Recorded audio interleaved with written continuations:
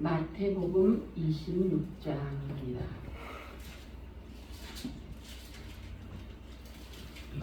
26장 27절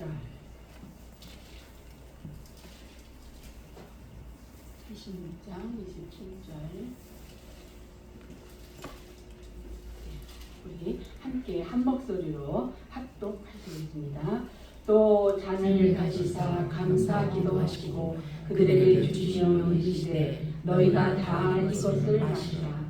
이것은 죄 사함을 얻게 하려고 많은 사람을 위하여 흘리는 바 나의 피 곧 언약의 피니라. 그러나 너희에게 이르노니 내가 포도나무에서 난 것을 이제부터 내 아버지의 나라에서 새 것으로 너희와 함께 마시는 날까지 마시지 아니하리라 하니라. 이에 그들이 찬미하고 감난산으로 나아가니라. 아멘.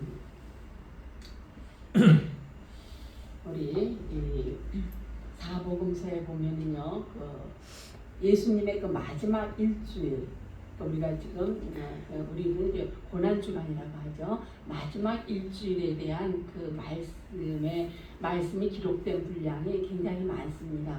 그러니까 복음서 전체를 보면 예수님이 그 마지막 일주일에 대한 행적을 기록한 것이 복음서 전체의 한 3분의 1을 할애하고 있습니다.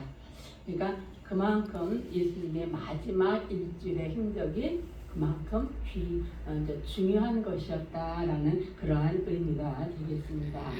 그리고 오늘 우리가 읽은 말씀도 그 마지막 한 주일에 있었던, 그리고 바로 이제 잡히시기 전에 있었던 성만찬 예식에 대한 말씀이 오늘 우리가 읽은 본문의 말씀입니다.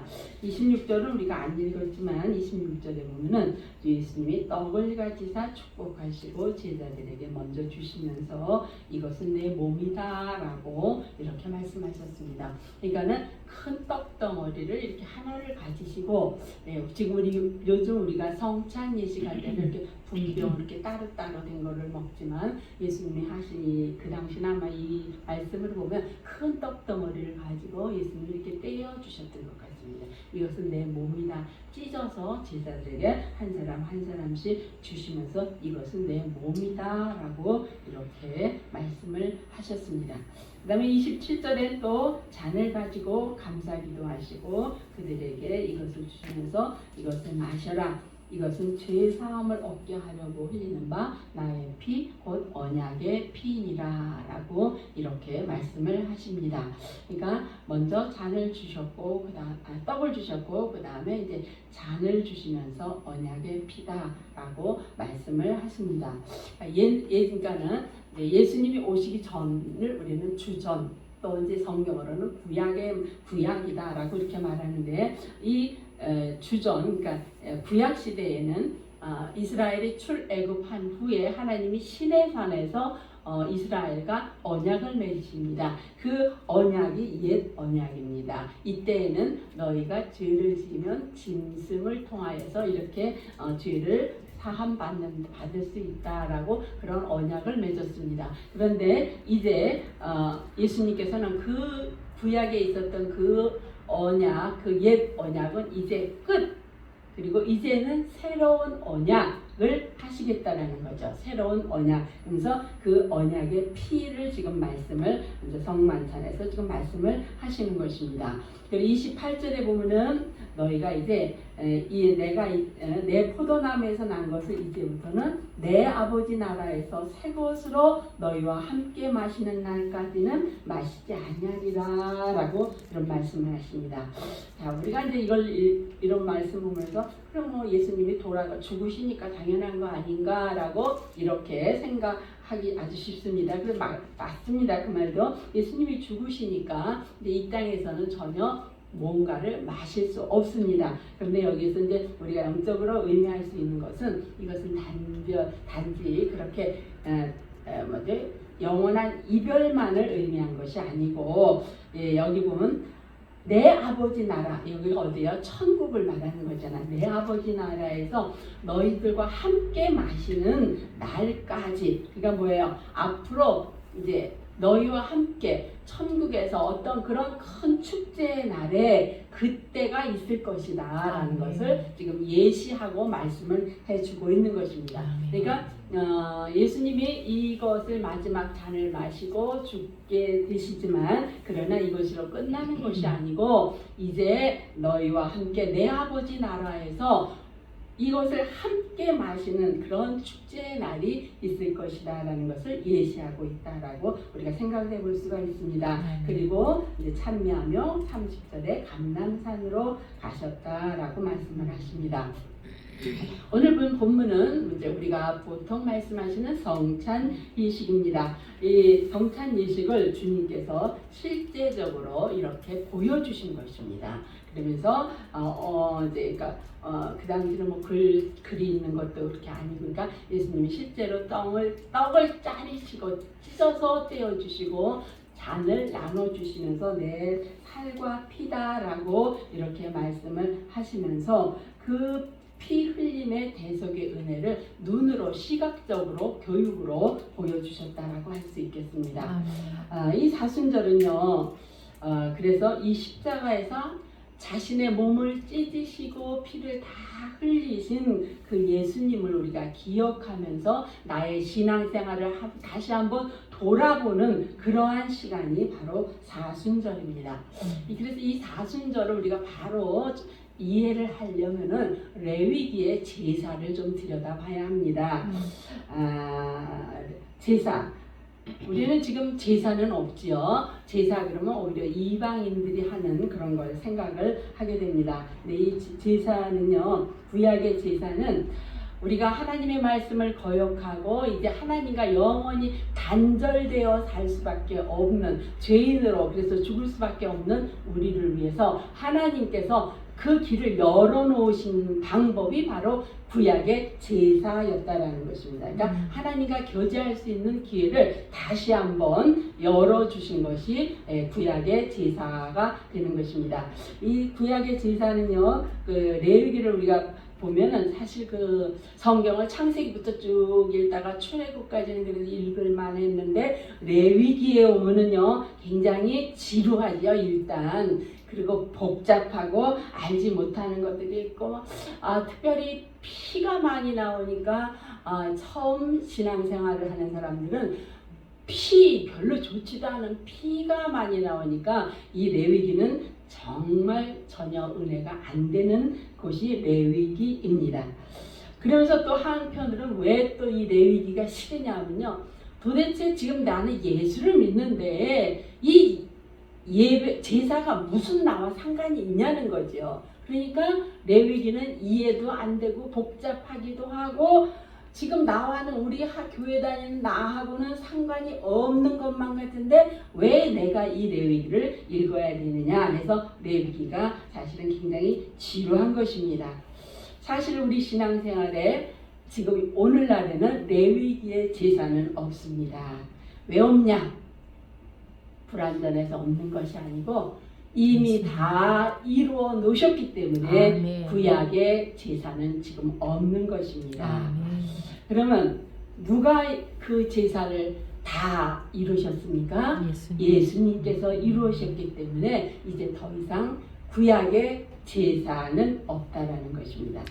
예수님은 십자가에서 자신의 몸을 제물로 바치셨습니다. 그리고 하나님은 그 제물을 기쁘게 받으셨습니다. 하나님이 가장 기쁘게 받으신 제사가 바로 십자가 제사인 것입니다. 우리는 십자가를 생각할 때 그냥 예수님이 달려 죽으신 정 험악한 십자가라고만 생각을 하시면 안 됩니다. 그 십자가에는 엄청난 은혜요. 우리가 사모해야 될 그런 것들이 있는 것입니다. 이 구약의 제사에는 5가지가 있지요. 번제, 소제, 화목제, 속건제, 속죄제. 이 5가지가 예수님이 죽으신 십자가 제사에 다 고스란히 들어있다라는 것입니다. 아멘. 할렐루야. 아멘. 예. 근데 구약의 제사들이 얼마나 복잡했어요. 예. 그런데 이미 예수님이 그걸 다 이루었기 때문에 우리는 제사 없지만 그러나 예수님이 만든 그 제사를 통해서 우리는 하나님께 나가는 길이 열려졌다는 것입니다. 자, 번제는 뭐예요? 동물의 각을 떠서 모두 다 하나님께 드리는 것이 번제입니다. 소제는 뭐예요? 대개 소제만 드리는 경우는 별로 없고 번제와 함께 드리게 됩니다. 가루를 하나님께 이제 피 없이 드리는 것이고, 화목제는 이걸 통해서 하나님과의 관계가 서운한 게 있다든가 이웃과의 관계에 뭔가 문제가 있었을 때 그것을 회개하는 마음으로 화목제를 드렸고, 속건제는 죄로 인해서 누군가가 피해를 줬거나 그랬을 때 보상과 회복의 그러한 책임에 대한 그러한 의미가 있고, 속죄제는 부지 중에 내가 부지 중에 지을 수 있잖아요. 그 죄를 씻는 것으로 이것은 그러니까 이미 더러워진 나를 씻기 위한 그러한 의미의 제사가 속죄제입니다. 그래서 구약의 레위기에 이렇게 번제, 소제, 화목제, 속건제, 속죄제 이 5가지를 하나님은 시내산에서 모세를 불러서 모세에게 말씀을 하셨습니다. 그래서 그 시내산에서 모세를 불러서 2가지를 명하시는데, 하나는 이스라엘 백성들과 언약을 맺으십니다. 그 다음에 2번째는 성막을 짓도록 하십니다. 언약은 무슨 언약이냐면요, 너희가 400년 동안 애굽에서 노예로 살았어. 그 너의 신분이 예전에는 노예였어. 그러나 이제 출애굽해서 지금은 너희는 노예가 아니고 이제는 내 거룩한 백성이다. 할렐루야. 그것이 하나님과 맺은 언약입니다. 그러면서 하나님이 이스라엘 백성에게 언약 백성으로 지켜야 할 법을 알려주신 것이 십계명이며, 그런 것들이 이제 하나님의 백성, 거룩한 백성으로서 알아야 될 그런 법도를 주셨습니다. 하지만 그 거룩해야 될 백성들이 여전히 우리가 죄를 짓고 있지요. 그러니까 하나님께서 이 죄의 문제를 해결하지 아니하면 거룩한 내 백성이 될 수가 없어. 그러니까 그 거룩한 백성이 되게 하기 위해서 하나님은 죄의 문제를 해결하는 곳을 지으라 하셨는데, 그것이 바로 성막인 것입니다. 그래서 그 시내산에서는 크게 2가지를 하는데, 하나는 이스라엘과 언약하는 언약이고 내 백성으로, 2번째는 그 죄를 씻기 위한 성막 짓는 일을 2가지를 명하셨습니다. 우리가 있는 오늘 본문에 보면 28절에 이것은 죄 사함을 얻게 하려고 많은 사람을 위하여 흘리는 바 나의 피 곧 언약의 피니라 라고 이렇게 말씀하셨습니다. 자, 아까도 말씀드렸지만 우리는 본능적으로 피를 좋아하지 않고 피를 보면은 마음이 섬찟해지고 그렇습니다. 그런데 놀랍게도 우리 기독교는요, 피를 굉장히 많이 이야기하는 그러한 것이 우리 기독교입니다. 예전에 우리 성경책은 이 겉에가 무슨 색이었어요? 붉은색이었죠. 그게 뭐였어요? 저는 사실 제가 교회 안 다닐 때는 그걸 봐도 저는 별로 안 좋았어요. 근데 이제 예수를 알고 보니까 그것이 예수 그리스도의 피를 의미하다는 것을 알게 되었습니다. 그래서 이제는요, 이게 다시 다 바꿨으면 좋겠어. 알갛게. 그게 진짜예요. 근데 요즘들은 막 금박을 안 해놨나 막 그랬는데, 그게 더 좋은 것 같아요. 빨간 글을 했는데, 이 피와 예수님과 떼어놓을 수 없는 것이 이 피와 예수님인데요. 하나님께서는 우리에게 하나의 이제 공식적인 공식을 하나 주셨습니다. 그 공식이 뭐냐면요, 피는 곧 생명이다. 또 하나의 공식을 주셨습니다. 죄의 싹은 사망이다. 이렇게 하나님이 우리에게 공식을 주셨습니다. 피는 생명이고 죄의 싹은 죽음이다. 자, 그런데 우리 인간은 태어날 때부터 죄의 유전자를 갖고 태어나기 때문에 죄를 지을 수밖에 없습니다. 윤호가 너 죄인이지? 그러면은 제가 네, 죄인입니다. 그럼 너 죽어야 해. 그럼 제가 할 말이 없습니다. 그러면 너 죽기 싫으면 내 대신 다른 것이라도 죽어야 돼. 자, 하나님의 이 말씀대로 한다면 우리 중에 살아남을 사람은 아무도 없습니다. 그래서 하나님이 일찍부터 대리 죽음, 대리 피 흘림 이것을 찾으셨다는 것입니다. 누군가 대리로 죽을 수 있고 누군가 대리로 피 흘릴 수 있는, 그래서 생명을 구원할 수 있는 그것을 주님은 찾으셨다는 것이죠. 자, 그런데 생각해 보세요. 내가 아침에 누군가에게 남의 것을 도둑질을 했어. 죄를 졌어요. 그러면 구약에 짐승을 하나 끌고 가서 성막에 가서 그것을 잡고 피를 튀기면서 그렇게 했습니다. 그런데 오후에 집에 와서 또 죄 안 져요? 또 져요. 누군가에게 거짓말을 했어요. 그러면 또 끌고 가야 돼요. 그러면 성막은 어떻게 하루에 5번 한다. 그러면 5 동물이 나 때문에 죽어야 했습니다. 성막은 피투성이가 되었을 거고 제사장들도 그렇고 거기에는 그 죽어가는 짐승들의 외마디 소리가 요란했을 것입니다. 그것은 뭐냐면요, 하나님이 왜 그렇게 하셨냐면요, 내가 지은 죄가 이렇게 지독한 것이다, 이렇게 죽을 수밖에 없는 것이다, 이것을 시각적으로 보여줄 수 있게 하신 것이 바로 성막의 제사였던 것입니다. 그런데 이렇게 처절한 이러한 제사였지만 여기에 치명적인 약점이 있는데, 죄를 지을 적마다 또 해야 된다는 것입니다.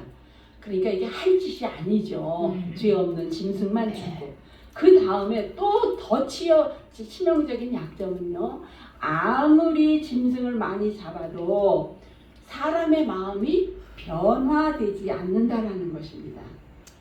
그래서 또 죄를 짓고 또 죄를 짓는다라는 것입니다. 그래서 하나님께서 너희는 마음으로 죄는 짓고 겉으로는 와서 제사만 지내는구나. 나는 이제 그 제사를 받고 싶지 않다. 그러니까 짐승이 아무리 많이 피를 흘려도 그래도 우리를 죄에서 완전히 구원할 수도 없으니까, 또 사지도 못하니까, 씻기지도 못하니까 이제 그것은 그만하시겠다라고 이렇게 말하시면서 좀 더 완전한 그러한 피 흘림을 찾으셨던 것입니다. 그러니까 단번에 피를 흘리고 죽음으로 인해서 수백 년, 수천 년 죄를 범해서 그 죄를 다 용서함 받을 수 있는 그런 피를 하나님은 찾으셨던 것입니다. 한 번 죽음으로 영원한 효력을 발휘할 수 있는 그 피는 죄만 씻는 것이 아니라 죄 짓는 마음까지도 회복할 수 있는 그러한 피를 아버지는 찾으셨던 것입니다. 그래야만 사랑하는 우리가 하나님 저천국에 이를 수 있기 때문입니다. 근데 또 여기 문제가 있는 것은요, 그 조건에, 그 피의 조건에 절대로 바꿀 수 없는 것이 있는데, 그것은 뭐냐면 꼭 사람의 피여야 했고, 그리고 그 피는 죄가 없는 피여야 했다는 것입니다. 자, 사람으로 죄가 없는 사람은 이 땅에 아무도 없습니다. 이 땅에 인구 80억이 다 죽어도 한 사람의 죄도 대속할 수 없다라는 것입니다. 그랬을 때 하나님께서는 생각을 하셨습니다. 내가 가자. 하나님 자신이 사람의 몸을 입고 이 땅에 오신 것입니다. 그러니까 예수 그리스도가 이 땅에 오신 이유가 다른 게 아니에요. 뭐 기적을 베풀고 오병이어 하고 이러려고 오신 게 아닙니다. 제물 되어 주시기 위해서 이 땅에 오셨다라는 것입니다. 세상에 태어나는 사람들이 죽기 위해 오는 사람은 없습니다. 그러나 하나님이신 예수님은 내 죄를 대속하시기 위해서 처음부터 죽기 위하여 이 땅에 대속의 제물로 이 땅에 오셨다라는 것입니다. 자, 이래서 이제 구약의 죄를 지으면요, 죄 지은 사람이 짐승을, 자기 수준에 맞는 짐승을 끌고 간다고 했습니다. 끌고 갔으면 죄 지은 사람이 짐승의 머리에 이렇게 안수를 합니다. 이게 무슨 뜻이냐면요, 내 죄를 너에게 전가한다라는 그러한 의미입니다. 전가, 죄의 전가가 바로 짐승의 머리에 안수하는 것입니다. 그 다음에 죄 지은 사람이 그 끌고 온 짐승을 죽입니다. 자, 죽일 때 누가 죽는다 생각해요? 네. 내 죄 때문에 이 짐승이 죽는구나. 그 얼마나 처절하고 피 튀기는 이러한 걸 보면서 내가 지은 이 죄가 얼마나 지독한가를 내 스스로가 알 수 있도록 볼 수 있도록 하신 것입니다. 그 다음에 제사장이 그 피를 받아가지고 제사를 지내는 것입니다. 그러니까 쉽게 얘기하면요, 우리가 이 십자가에 달려 죽으신 예수 그리스도에게 우리가 뭐라고 말한 것과 똑같냐면 내 죄를 예수님 머리에 안수한 다음에 나는 죽어야 하는데 나 말고 하나님이신 예수님이신 당신이 내 대신 좀 죽어주세요. 그래야 내가 살겠습니다. 라고 한 것과 똑같다라는 말씀입니다. 그러니까 예수님을 십자가에 끌고 가서 못 박아 죽게 한 것이 로마의 병정이 아니고 바로 내가 예수님을 십자가로 끌고 가서 그 머리에 내 죄를 때문에 죄 정가를 시킨 다음에 십자가에 예수님을 못 박아 했다라는 것입니까? 그러니까 내 죄를 누구에게 다 뒤집어 씌웠어요? 예수님에게 다 뒤집어 씌웠다는 것입니다. 자, 그러니까 십자가는요 이렇게 엄청난 의미가 있는 것입니다. 그냥 십자가를 단순히 우리가 예수님 못 박아 죽은 형틀이라고만 생각을 해서는 안 됩니다. 십자가는 내 죄를 다 덮어 씌운 그런 기막힌 상징물이 바로 십자가입니다. 우리 여기 합동 측은 십자가를 안 달아요. 우리 통합 측은 지금도 달고 있습니다. 근데 저는 개인적으로 다는 게 좋은 것 같아요. 물론 뭐 그거를 십자가를 부적처럼 잘못 사용하는 경우도 있습니다만은 그 잘못된 것보다는 이 기막힌 이런 엄청난 이 사연이 그 안에 있는데 저는 십자가가 그래서 그립습니다. 그래서 십자가를 보면서 우리는 내 죄를 뒤집어 씌운 기막힌 상징으로 그렇게 보면서 그것을 보면서 우리는 내 죄를 기억하고 하나님의 사랑을 기억하는 그러한 은혜가 우리가 있어야 되겠다라는 거죠. 그러니까 십자가는요 본질적으로 제사입니다. 무슨 제사? 대속의 제사입니다. 죄의 정가입니다. 그러니까 십자가를 보면서 우리는 내 죄를 정가시킨 그런 대속의 제사다. 그것의 완성이다 라고 이해하시면 십자가를 보시는 그런 눈으로 보시면 좋을 것 같습니다. 그렇습니다. 그래서 근데 그러고 나서 우리 예수님이 오신 후 우리가 맨 처음에 신앙생활을 할 때 우리가 신앙 고백을 하잖아요. 예수를 믿는다고 나의 구주로 받아들인다고 그렇게 할 때에 그렇게 하면은 구약의 그 죄를 정가했던 그 똑같은 효력이 오늘 신약에 우리에게 이루어진다는 것을 약속하셨기 때문에 우리는 십자가의 안수를 하지 않아도 그래도 우리의 죄가 대속되는 그러한 의미가 있는 것입니다. 이것 역시 약속이기 때문에 내 입술로 십자가에서 죽으신 그 예수님이 내 죄 때문에 내 죄를 대가로 지불하시고 죽으셨다는 걸 제가 인정하면은 그러면 나의 죄를 대속하는 그 약속으로 우리가 죄로부터 구원을 받게 된 것입니다. 자, 그리고 또 이 예수님의 피는요 또 한 가지의 의미가 있습니다. 이스라엘 백성들이 출애굽하기 바로 전날 밤 10가지 재앙을 내리는데 바로가 듣지 않았잖아요. 마지막 재앙이 장자를 죽이는 재앙이었습니다. 그랬을 때 말씀하셨죠. 너희들은 집 안에 들어가서 양을 하나 죽여서 예수님입니다. 상징이 양을 죽여서 그 피를 문방과 문 설주에 바르고 들어가서 그 안에 있으면 그 안에 있는 그 집은 넘어간다. 유월절 넘어간다 라고 이렇게 말씀을 하셨습니다. 아멘. 그러니까 아무리 악한 죄를 지었다 하더라도 그 피 바른 그 집 안에 들어가 있으면 아무리 악한 죄인이라도 죽임을 당하지 않았습니다. 그러나 그 피의 흔적이 없는 다른 사람은 바로의 장자까지도 또 모든 짐승의 초태생까지도 다 죽임을 당했습니다. 이 말씀은 무슨 의미냐면요. 내가 오늘 십자가 뒤에 있기만 하면 아멘. 나는 어느 곳에 있든지 어떠하다? 안전하다. 아멘. 할렐루야. 그러한 말씀이 되는 것입니다. 그러니까 십자가 내가 그 뒤에 숨기만 하면 천하가 흔들려도 안전할 수 있다는 것입니다. 요즘 요새 며칠 전에 이스라엘과 미국이 이란을 공격했습니다. 네, 이란은 우리가 잘 아는 구약의 페르시아입니다.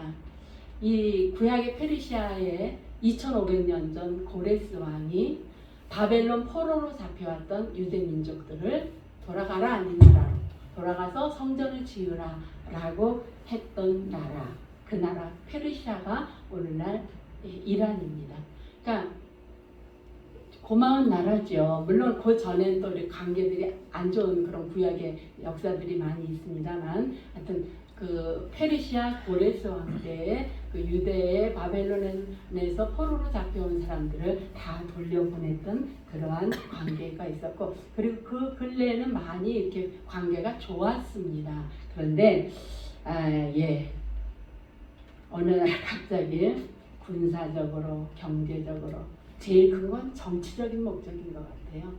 군사다, 경제다, 이것보다 정치적으로 미국의 정치적인 목적과 이란의 정치적인 목적이 둘이 맞아 떨어져서 그래서 전쟁이 지금 일어나고 있습니다. 우리는 이걸 보면서 그야말로 십자가 뒤에서 기도해야 되겠습니다. 뭐라고요? 하나님의 선하신 뜻대로 많은 선하신 뜻 안에서 빠른 시일 안에 종결되기를 위해서 기도해야 되는 것입니다. 아멘. 자, 그리고 우리가 이렇게 십자가 뒤에 있으면 나를 죄인이라고 끌고 갈 사람은 아무도 없습니다. 또 내가 십자가 뒤에 있으면 나를 지옥으로 던질 사람도 없습니다. 내가 십자가의 뒤에 있으면 나의 죄를 들먹일 수도 없고 괴롭힐 수도 없는 것입니다. 우리는 십자가 뒤에 숨어 있으면 안전합니다. 아멘. 이것은 나의 죄를 용서해 주는 것뿐만 아니라 나를 가장 안전하게 해주는 것입니다. 그렇기 때문에 우리는 이 예수의 피를 예수 믿으라고 증거하고 복음을 전해야 된다라는 것이죠. 사순절은 특별히 그 하나님의 은혜를 생각하면서 우리가 더 많은 전도, 복음 증거를 하여야 되겠습니다. 오늘도 우리가 예배의 자리에 나왔습니다. 왜 나왔어요? 말씀대로 살기 위해서 나왔는데 돌아보면 한 주간 말씀대로 살지 못했습니다. 구약에 죄를 지면 짐승을 끌고 성막에 와서 잡았듯이 우리는 다시 십자가의 앞에 나의 죄를 전가시키고 그것을 대속하기 위해서, 그리고 말씀으로 다시 듣고 회복하기 위해서 우리는 오늘도 예배의 자리에 나온 것입니다. 우리가 언제까지 일해야 되느냐? 천국 가는 날까지 이렇게 우리는 예배의 자리에 나와야 되는 것입니다. 그러니까 예배에서 가장 중요한 것은요, 사실 이제 부활도 더 중요하지만, 그러나 속죄가 없으면, 죽음이 없으면 부활이 없잖아요. 예배는 먼저 속죄, 먼저 회개입니다. 그리고 그 희생의 피 생각하면서 하나님의 은혜를 생각을 해야 된다는 것이죠. 우리 복음서에 보면은요, 옥합을 깬 마리아가 나옵니다. 이 여자는 자기가 그 당시 여자들은 결혼할 때 쓰려고 이렇게 향유를 준비를 했대잖아요. 그 값이 300데나리온이면 그 당시 웬만한 가정 1년 생활비라고 합니다. 그러니까 엄청난 거죠. 그러니까 이거를 왜 이렇게 아깝게 깨냐고 가룟 유다가 화낼 정도로 이렇게 엄청난 돈이었습니다. 그러나 그걸 보고 예수님은 뭐라 그래요? 이 여자가 한 일은 내 장례를 준비하였다. 글쎄 모르겠어요. 마리아가 예수님의 장례를 알고 준비했는지는 모르겠지만 아무튼 예수님은 그렇게 말씀을 하셨습니다. 그러면서 온 천하에 어디서든지 복음이 전파되는 곳에서는 이 여자가 행한 일도 말하여 그를 기억하리라 라고 말씀하셨고 이 말씀대로 사복음서에는 이 향유 옥합 사건이 다 들어가 있습니다. 그런데 저는 이 사건을 그래요. 마리아가 예수님이 정말 죽을 걸 알고 준비했는지는 모르지만 그러나 확실한 거는 마리아가 자기에게 있는 가장 귀한 것을 예수님께 몽땅 드렸다라는 것은 확실히 알 수가 있는 것입니다. 오늘 저와 여러분은 가장 내게 있는 귀한 것이 무엇인지 우리 다시 한번 생각해 보고 싶습니다. 그리고 그것을 지금 나는 주님께 마리아처럼 몽땅 부어드릴 수 있는지 내 자신에게 물어보았으면 합니다. 마리아는 자신이 가장 귀하게 여기는 향유를 예수님께 드렸습니다. 우리 하나님은 사랑하는 저와 여러분을 위해서 가장 사랑하는 아들을 십자가에서 나의 죄가를 전가 받으시고 대가로 그리고 죽으셨습니다. 그러니까 사실 예수님의 옷 자체가 엄청난 옥합입니다. 이 세상에 무엇과도 비교할 수 없는 옥합이었는데 하나님 자신이 자신의 옥합 몸을 찢으셔서 우리 죄 때문에 십자가에서 죽으시고 피 흘려 돌아가셨다는 것입니다. 마리아의 옥합도 중요하고 내가 예수님께 드릴 수 있는 가장 귀한 옥합도 중요하지만 우리는 사순절에 자신의 가장 귀한 옥합 몸을 찢으시고 깨신 그리고 우리 모든 죄를 대속해 주신 그 예수님의 그 하나님의 사랑, 예수님의 그 희생, 순정을 우리는 이 사순절 다시 한번 기억을 하는 그러한 시간이 되어야 되겠습니다. 사순절을 우리가 지내면서 좀 더 경건하게 그 테레비 이런 거 예전에 우리가 열심히 했잖아요, 그렇죠? 사순절에는 붉은색 옷도 못 입게 했고 고기도 못 먹게 했고 라디오, 텔레비 다 절제했잖아요. 그 방법이 참 좋은 방법 같아요. 근데 요즘들은 뭔가 자꾸만 잘라내는데 예전에 그런 정신을 우리는 알고 있잖아요. 다시 기억하면서 그와 같은 신앙생활로 이 사순절을 보낼 수 있는 우리 모두가 되시길 주님의 이름으로 축원합니다. 아멘. 사랑의 하나님 감사합니다.